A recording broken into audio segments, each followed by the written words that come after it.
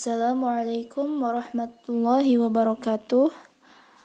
Mangga urang lajengkeun dina Nadom Kitab Safinah dina fasal pembagian cai, fasal cirina balik, sareng pasal parduna adus. Bismillahirrahmanirrahim. Ari cai eta ngandua bagean, cai saeutik jeung loba kanyahoan. Cai saeutik mah kurang dua kulah, cai loba leuwih tina dua kulah.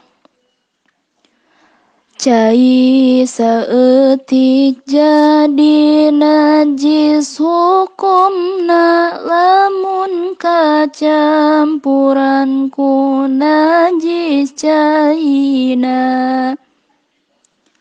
Sok sanajan eta cai teu barubah, rupa rasa ambet tetep teu barubah.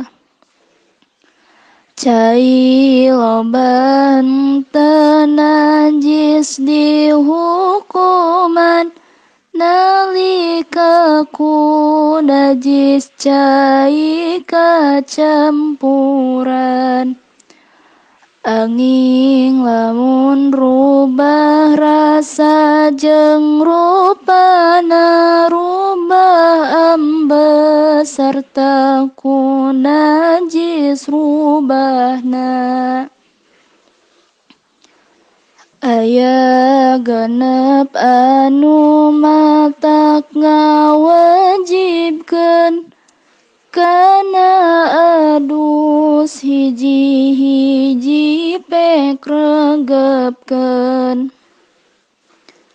Kahiji manjing hasyafah kana perji, ari anu kaduana bijil mani.